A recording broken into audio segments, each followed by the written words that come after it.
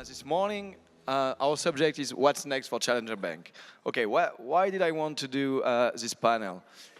To be honest, it's 4 years in a row we are doing the Paris Fintech Forum. 4 years in a row we put in front the neobanks, challenger banks.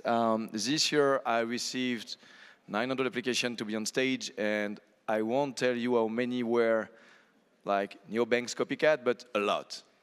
It reminds me a bit because I have some white hairs. I'm happy to see I'm not the only one. But it reminds me that at the end of the 90s, because fintech is an old subject, so they were already there at the end of the 90s, when PayPal arrived, at the beginning nobody believed it. Then it works. And then 2004, 5, 6, when you work in the VC industry, you receive like 10 files a day saying, hey, I'm the new PayPal.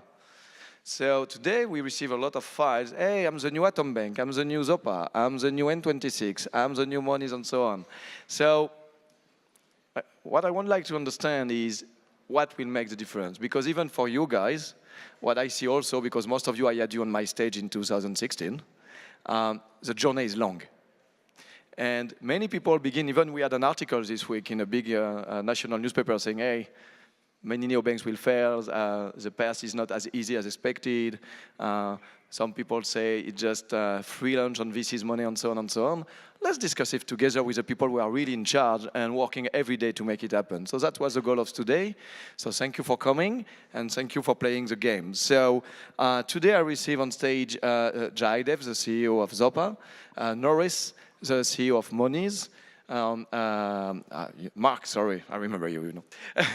Mark, the CEO of and founder of Atom Bank, and Dee, the CEO of MoneyLion. So we have 3 UK companies, 1 US. Definitely we don't have a lot of neobank of that size in France, and by the way, mainly in Europe, it's usually German or UK issue more than in other countries. So could you please, all of you, take 2 minutes to present who you are and what is, let's say, I will formulate that way. I think it will be very hard for any neobanks to succeed. In Europe, they will need to add the extra mile, something different, something that all the other banks with a lot of money and a lot of trust already cannot do themselves. Can you tell us who you are and what is this extra mile you are putting on the market? So please, Jaidev, and then everybody. Thank you, Laura. At Zopa, we've been operational since 2005, though new to the journey of being a neobank. We got our banking license in actually December, so literally a couple months back. So we invented the idea of peer-to-peer lending, and today are the largest consumer peer-to-peer lender in Europe, though we are a UK-focused company.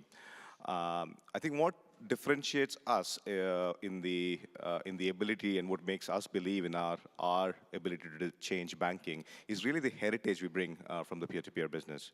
So as a peer-to-peer lending company, we have lent more than £4 billion, more than £1 billion just last year. We are the single largest digital lender when it comes to UK personal loans today. Thus, I would posit that we have already succeeded. That peer-to-pear business is actually profitable and self-funding. So again, we're not on a VC free lunch here. The business that we have built over the last few years has been generating money. We have, given our long history, actually experience of lending through a credit cycle, and we still use that in how we make our lending decisions today. And that can be seen by the fact that every single vintage that we have booked, our customers, our lenders have actually made positive returns, and our losses have been within plus minus 10% of what we kind of predicted them to be. So that's a heritage and an experience in lending that nobody else brings. And when you combine that with 2 other dimensions, one, that our customers really love us, our net promoter score is touching 80, and the fact that we own our own technology stack, and that's a huge part of how we deliver great customer experience, I think really differentiates us from many other neobanks that are trying to compete and create change in banking. Thank you. Norris?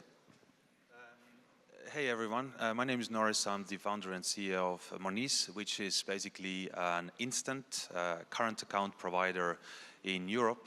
We started back in a day in 2015 in the UK, but we have always had this global ambition, and we want to build something that is truly international and global.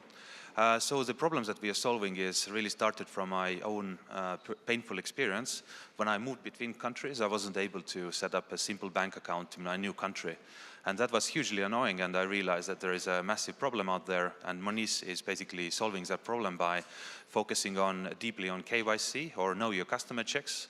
We have, before we launched in 2015, we spent about 2 years building the engine in garage, so to speak, and we built a truly internationally smart KYC engine that enables us, for example, to onboard, let's say, French or anyone, anywhere, and enabled to do, we can do identity checks in real time. So that's pretty cool. And what we also built is, we knew that from day one, if we want to be truly international and truly scale globally and provide banking services, then we need to also own the core technology and build the core platform and be the smartest guy in the whole food chain. In order to exist and operate, we do use other banks and partnerships. We have access to various payment systems, and there are companies who issue our cards and so on.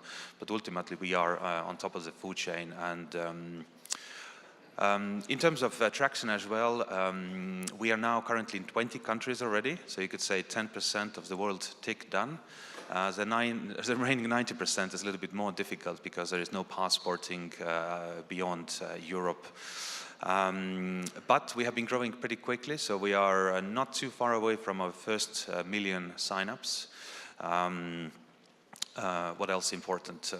I guess one of the key differentiators is that thanks to our very differentiated focus on internationally active, internationally mobile audience, people like myself who move between countries, we have, I would even say that we are creating our own market, so we're not trying to grab market share from big banks. Also, in many ways, we feel that maybe perhaps we are not really competing with other neobanks, the names who everyone knows in this audience probably.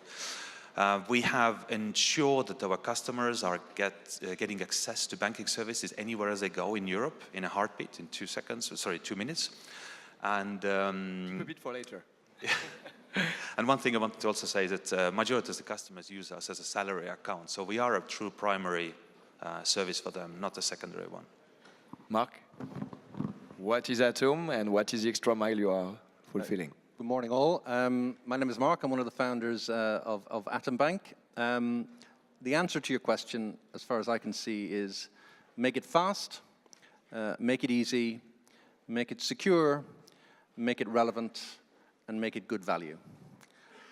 And keep improving on all of those things. Relentlessly if you can. But I don't think there's a secret sauce. I don't think there's a magic. I think banking is boring and money is interesting. And so it's fascinating to us in the room, but it's not that fascinating to customers. So make it fast, make it easy, make it secure, make it relevant, and make it good value. Just one last question for you. You should have one each microphone, so if you don't, I was left out. we will ask a microphone here, please. Just one last question. In a few figures, Atom Bank today is what? I mean, in terms of funding, in terms of customers, in terms of, just to understand what Atom Bank. Yeah, sure. Now, we've got 75,000 customers. We've got a £3 billion balance sheet. We've got about £1.9 billion in savings and God knows about £3 billion in lending. Thank you. Laurent, thanks for having me. I'm the American on the stage. I'm Dee, founder and CEO of MoneyLion. MoneyLion is a digital financial institution in the US. We have 4 million members today. We were founded in 2012, really around being a data-driven AI company, but what we realized was we had to really start off by lending credit to consumers. And 2 years ago, really we kept on adding orthogonal products around the consumer, around investing, lending, borrowing, and banking. So today, MoneyLion is a financial membership. We have built a private bank for the hardworking Americans in America. If you think about the market structure of the US, 1998, there were 15,000 banks. This year, there are 2,700 banks. So there's a massive consolidation that's happening in the US, but it's a very large market. There are $2.2 trillion of checkable deposits, and 90% of those checkable deposits sit in the top 100 banks. And what we're realizing is, I agree with everything that Mark just said in terms of what the consumer need is, but there are only 5 banks in America that can provide a truly digital, truly digitally native mobile experience. And as what that really does is it leaves probably 90 million Americans outside of the digitally native space and creating a very, very large addressable audience for platforms like ourselves. So our member base today is very, very loyal. They come back to us over 70% of the days of the month, so they're very active daily. And about 70% of our members are transacting almost every day. So this idea that we're changing behavior in the sense that you're using a mobile platform for not only banking, but also investing with one elegant onboarding. Our members are opening a brokerage account, they're opening a banking account, they're also signing up for a securities account control agreement, which means that they can borrow from their assets. If you think about the American middle class, they will have 9 months of small surplus, but they will have 3 months of devastating deficits where they need to borrow money. And those are the 3 months where using a holistic data mosaic that we have on this consumer, this is where the application of machine learning and artificial intelligence, advanced statistics, but certainly when you have lots of data, we have now seen 60 million Americans come through our systems. So that data allows us to really allow this hardworking middle-class consumer to borrow against their own assets, something that's historically been reserved for the top 1% from a private banking perspective. Excited to be here. Okay, keep the microphone 1 sec. You just mentioned a massive consolidation in your markets for banks. Why do you think customers, at least in your market, in the States, need more banks, more new banks? Because you have you, but you have plenty of others. When we have the same discussion there than we have here, and we have also the European one going there, N26 want to launch, Revolut launch, and so on. Does the market need so many new banks now? I will ask the same to all you guys. Yeah, so in the US, 90% of people that deposit their money with a bank cannot borrow from their bank. So the banks aren't able to really service the whole life cycle of this consumer well at all. So you have to go to credit cards or others. So you are filling a gap that they're So not doing. we're not only filling a gap, but we're doing what Max said. We're doing it faster, sooner, cheaper, better. MoneyLion will fund up to $50,000 into your account in 15 seconds. On your, so basically the user experience, you'd have to stand at Wells Fargo in line for 2 weeks still to get that experience. Wells Fargo has that technology, but again, having the investment management division speak to the technology of the consumer banking division just doesn't exist in the US right now, despite them having 10,000 engineers. And as for new entrants really coming in, the US is still a very regulated environment. Think of the US as 50 different countries. It's almost like Europe, but worse. The federal regulation has only certain appeals. So really to get a foothold in the US, it took us 5 years really to build a state-by-state regulatory apparatus and then convincing the federal regulators. So, we welcome the Europeans, but good luck. Think about it when people tell you they will launch in the States. Not so easy. Mark, the same question. You say faster and so on, but do you think we have not too many offers right now, too many new offers in Europe with all these new people? No, we haven't got enough. If you had any interest in the UK financial sector, then the Financial Conduct Authority published a report about 2 months ago, which was their review of retail banking in the UK. And it took them about 3 years to arrive at things that anyone who's worked in the industry has known for 20. But one of the most striking conclusions of their report was that they estimated that retail banking, this is personal banking in the UK, for the big 5 or big 6 major banks was generating a return on equity, and they said something like 26%, right? 26% return on equity for retail banking in the big 6 major banks in the UK. Now, these banks are, some of them, 250 years old. Can you tell me what other sector can be generating a 26% return on equity off retail banking with such a mature business model, right? It tells you something about just how much money the big banks in the UK are making out of essentially taking advantage of inertia. Enormous amounts of cash are being made by big banks in simply taking advantage of the fact that people haven't got the time or haven't got the knowledge or haven't got the capability to go find a better deal. And that translates into a 20%, but I think the FCA's number was 26% return on equity. That's a very fat industry. That same industry is still trundling along at a cost efficiency ratio of something like 60% on average. And that's after all the time I worked in it, 30 years working in banking, that industry's been trying to get its cost efficiency ratio in order. Really?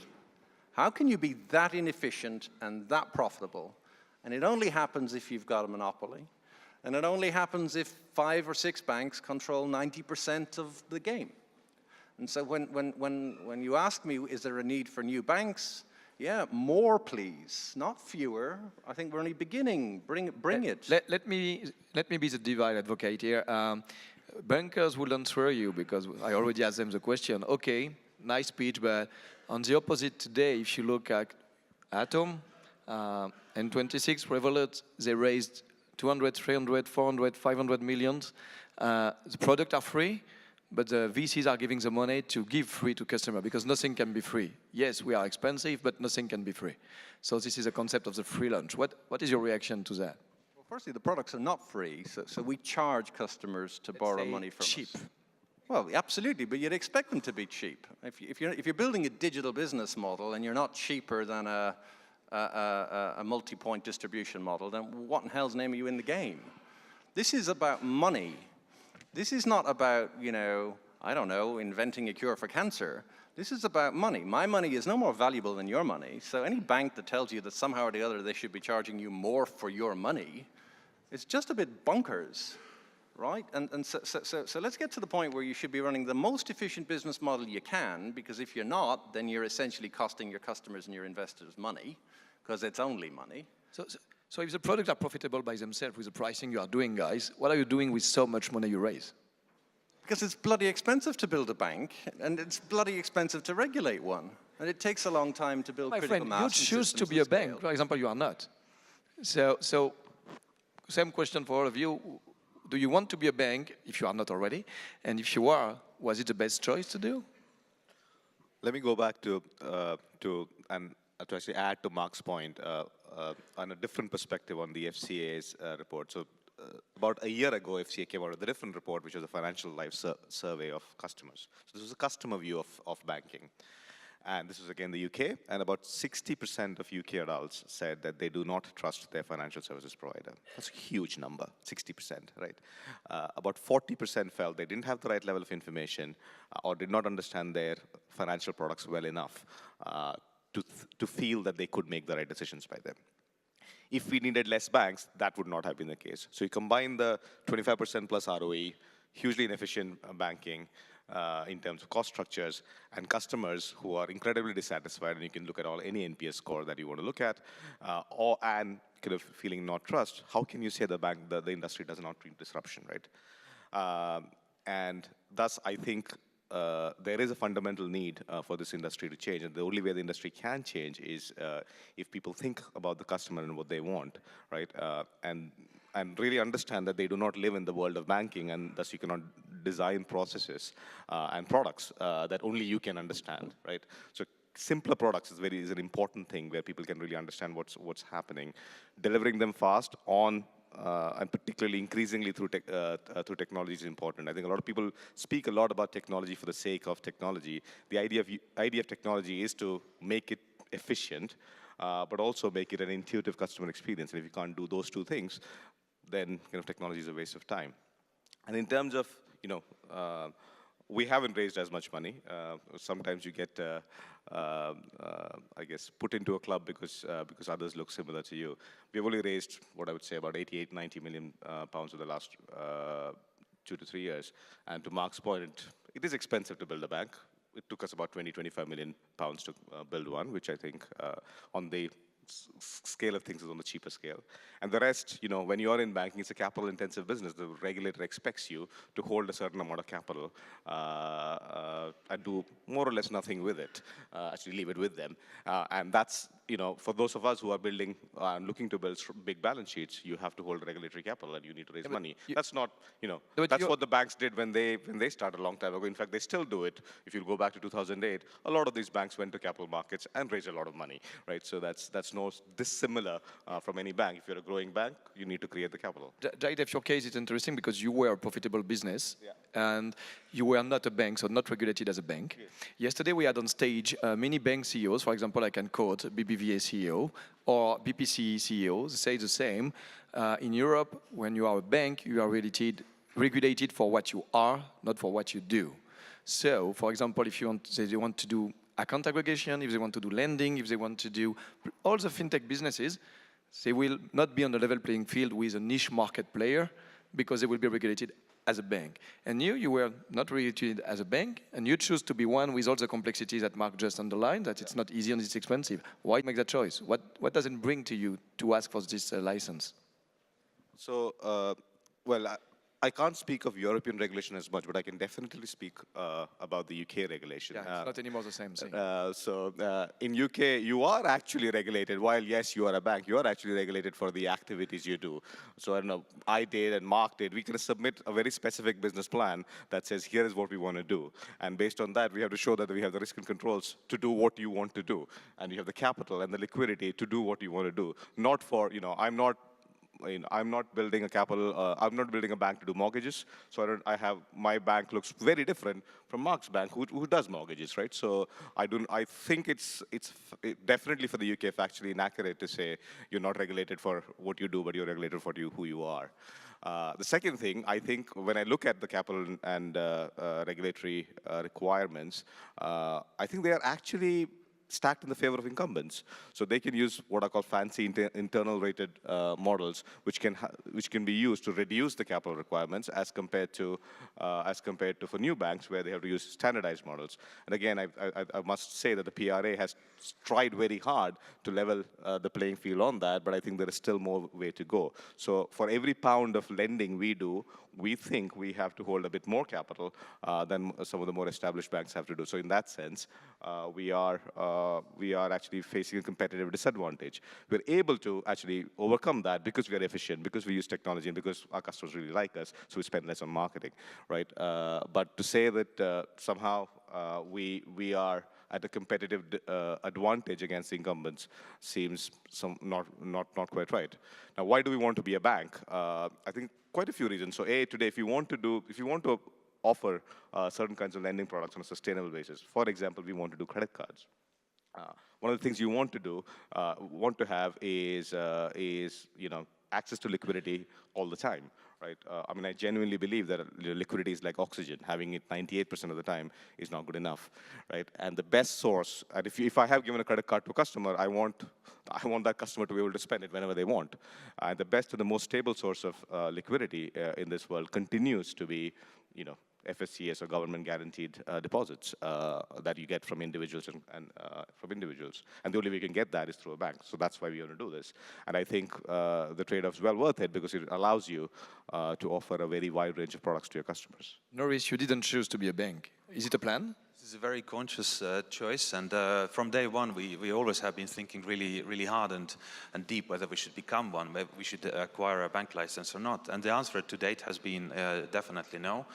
We have always run regulated services, whether having our own license or relying on partnerships.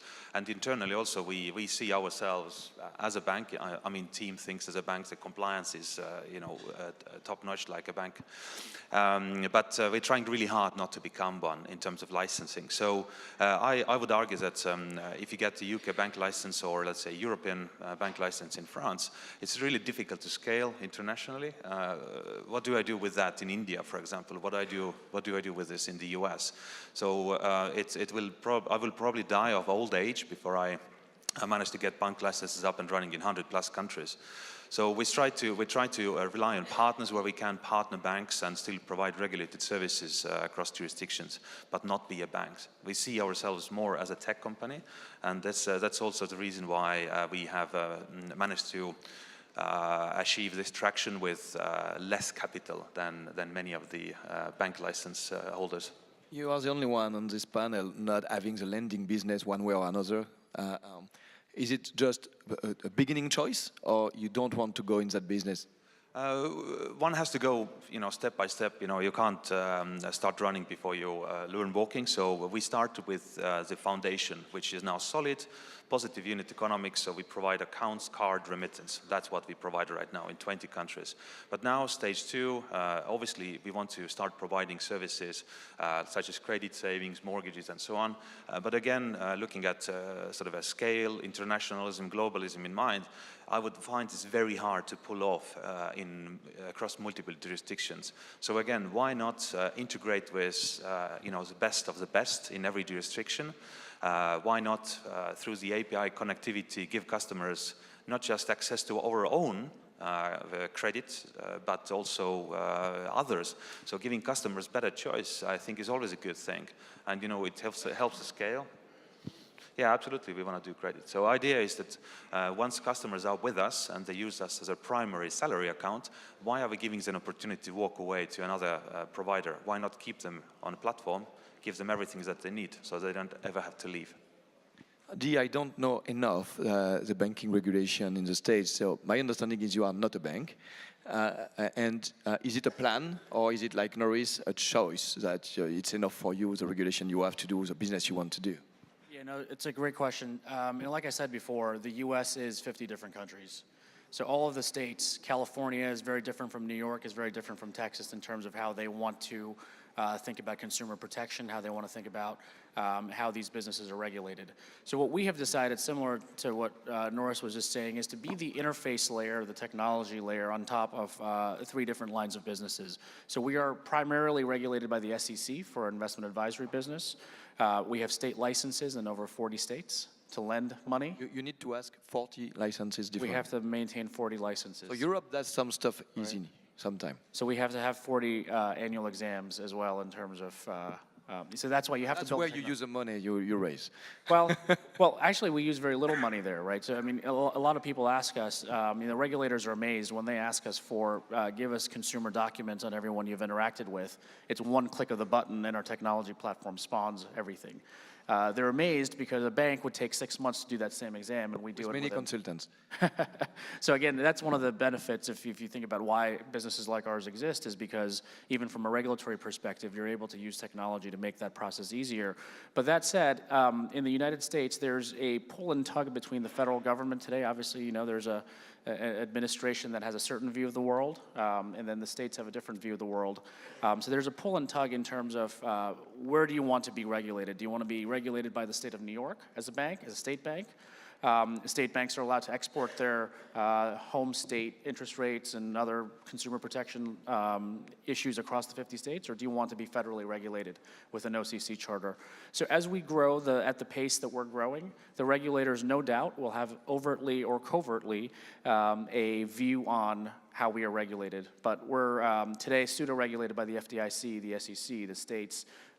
So sometimes it's almost easier to become a bank. So we're already thinking through that, and it's certainly something that we would keep in mind in the future. By the way, you mentioned many times this morning that you are a financial membership program. It's not something so common here. Can you elaborate a bit? What is it in your business? Yeah, so as we saw the data on 60 million Americans coming through our systems, we have over 15 million everyday bank accounts that are being aggregated. So we know how much gas goes into trucks in Ohio, how many tacos people are eating in Texas. What we realized was there was a pattern of how consumers were consuming financial services, whether that was taking a loan, whether that was investing money into micro investments, or whether that was peer-to-peer money movements. So what we realized was that the American consumer, you said a very good point, the business model of inertia, the American consumers were paying $120 billion in fees to the top 10 banks. This is just to use the bank branch network, the ATM fees, NSF fees, commission fees, and whatnot. And we took that data insights and we said, what if we charged our consumers one fee for all you can eat financial services? And that all you can eat is really, whether it's $1 or $10 million, you can invest with us inside our membership and you pay $10 a month for it.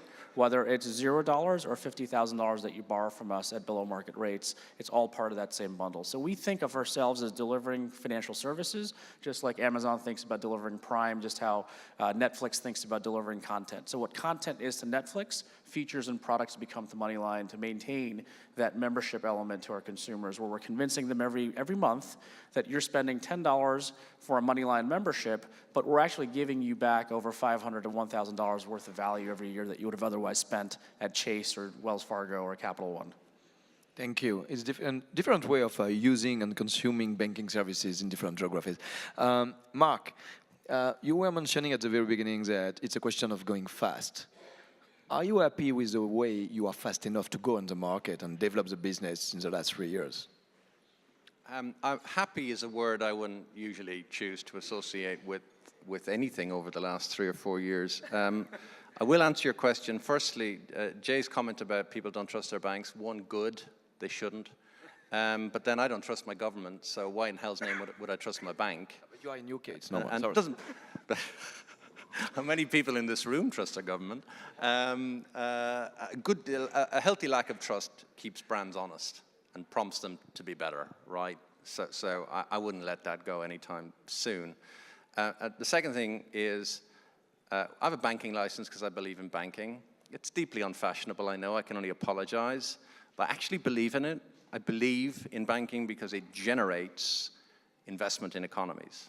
That's what it's for. It multiplies money, and that multiplication fuels economic growth. And if you don't believe in banking, what the hell's name are you in it? Life is short, go do something else. So that's why we have a banking license, right? We actually believe in what I do.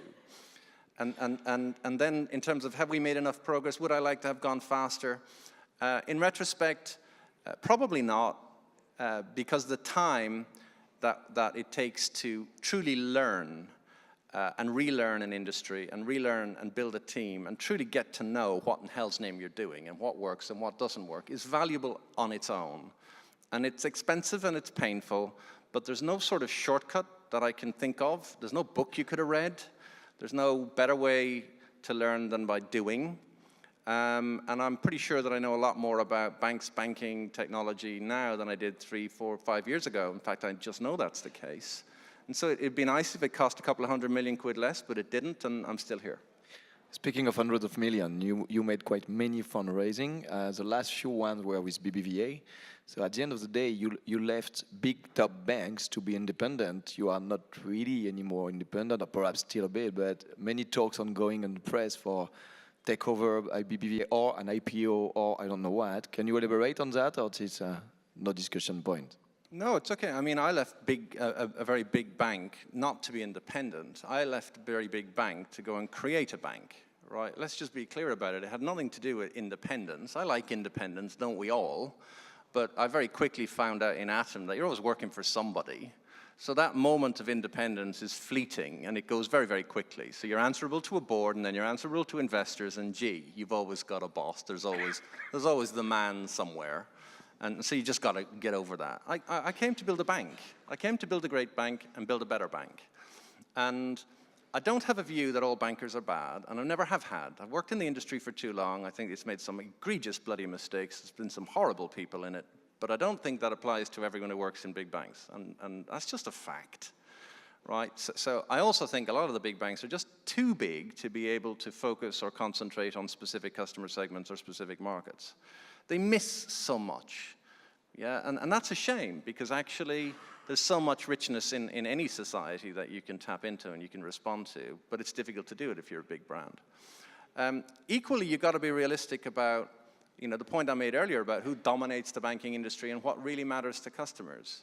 I don't know who made the gearbox in my car. I'm pretty sure it wasn't made by Volkswagen. Does it matter to me? No. It matters that it works. I don't necessarily know who made the technology that underpins the current account bank that I use. Do I care? Hell, I don't care. I care that it works and that it's fast and that it's efficient and that it gives me what I need to give. And I think you gotta stay real about that. Yeah, a better bank is a bank that gives me better value, that it works, that's reliable, that doesn't screw me around, that doesn't fail, that tells me things that are relevant to me, that doesn't bombard me with crap. and that just does its job. And that's not an under, if you like, ambition. Most banks don't get anywhere near that. Certainly not on the basis of what I've just described, which is a relentless pursuit of quality. And in respect of BBVA or any other investor, they've been fantastic. They've been fantastic. We wouldn't be here without them. We work with them very, very closely. We find them to be decent people and bright people and clever people, and we're very, very proud and delighted to have their support. And that's as much as or as little as I'll say about them. So we have to wait a few more days, perhaps. Speaking of the future, Jade, if you mentioned recently in your newspaper, or perhaps just because it was a question of the journalist, but that IPO could be the plan. Can you elaborate just a few seconds about that? Well, journalists love to write about IPOs for some reason. For us, as I said, we've just got our banking license. The immediate focus is really about launching the products that we've been building for the last 2 years and kind of making that available for our customers and kind of growing the business as it is. As part of that growth, it is natural, as I said, when you're a bank, you need more regulatory capital. We do have the ambition and with the peer-to-peer lending business, the ability to rapidly build a balance sheet. That would mean we'll need capital. Today, I think I was saying this yesterday in the other panel that CEOs and entrepreneurs are very fortunate that they have alternatives other than IPOs, right? So, and it's always good to have private investors who have deep pockets and are patient capital. So, we will make the right choice at the right time. I do think that the natural destination at some point in time is the IPO. It's not the immediate next step, though. I have a last question because we run out of time. But so we have here 4 companies. 2 of them are only UK focused, so Zopa and Atom. One of them is focused, 40 states, but US. And you said quite everywhere you try to be. Yesterday we had on stage Christine Lagarde, International Monetary Fund. We saw that everybody wants to work globally, but the reality is as a customer, it's a hell when you want to work more than in one, to travel, to have a banking relationship which is more than one country.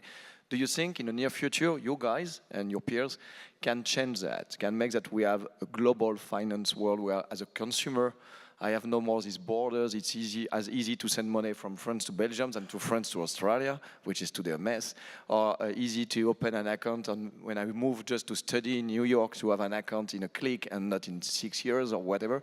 So do you think you can do something in the near future? Begin by you, but everybody can say, and after it's a conclusion. So I think the world is changing. It's accelerating. People are more mobile than ever before.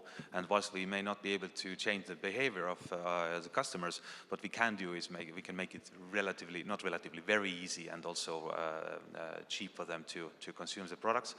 And I also truly believe that at some point banking will become something that is in the background, something that lives in your pocket, in your mobile phone. You don't really care what it is, or it's just it's smart enough, it keeps you on top of things, helps you to manage money wherever you happen to be. You fly over to US, tap, tap, tap, you're connected to the local ecosystem, and off you go. So I think technology is, and the banking, the way it's changing is helping to achieve that. Mark, do you think we can one day have something better? I think the technology enablement is not the stopper. It's not the thing that slows things down. I think the regulatory enablement is a much, much bigger hurdle. I think anti-money laundering and financial crime and the whole sort of process of, if you like, regulating the financial ecosystem worldwide is a much, much bigger problem, and it's a real problem. Nobody should be naive about it. So that's a difficult thing to solve. Can you see a world where there's truly global banking propositions or global digital banking propositions? Well, at one level, you've had global banks. That went well, didn't it? So you ask yourself a question of, well, do we really want to have global technology companies running the financial system? Because we certainly are learning that global technology companies, if you like, participating in other segments of our society, don't come without challenges and don't come without problems and don't come without, a maturity. So at one level, the technology certainly enables it. I'm not quite sure that we know enough about what we really want to determine whether that's actually a future that's desirable. Same question for both of you, G and Jai. Yeah, so 10 years ago, I moved from America to London to work at Goldman Sachs, and the next day, HSBC had delivered me a Euro account a pound sterling account and a US dollar account. So the capability of the banks to do that has existed for a long period of time. Now to create... Which customer sometimes? Well, but the technology exists to open it up, right? And then arguably with the use of data, you can figure out the KYC, AML risks. So we're there in terms of the ability to do that. It's, I think the point always exists, do the regulators want that to happen? So, as that plays out, and those are forces beyond my or this room's control, that'll really adjudicate in terms of how quickly the consumer at a mass level starts seeing those products. We are really late, so quickly in conclusion. It's a strange coincidence. I also moved 10 years ago from the US to the UK, and HSBC delivered me all those things as well. But today, if you ask HSBC, they won't be able to do it. And they won't be able to do it not because they've forgotten how to do it, but because the regulators have stopped them from being able to do it, right? Anti-money laundering has become so much more of a bigger problem now for banks, particularly global banks. The things that they were able to do in the past, only for some good customers maybe, they are not able to do that today. So I do not foresee till there is regulatory will to be more aligned that a global financial proposition is very easy to do.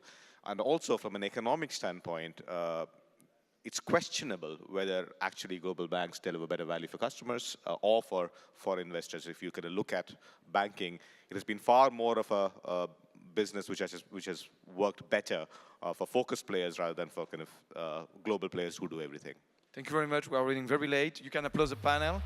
And please.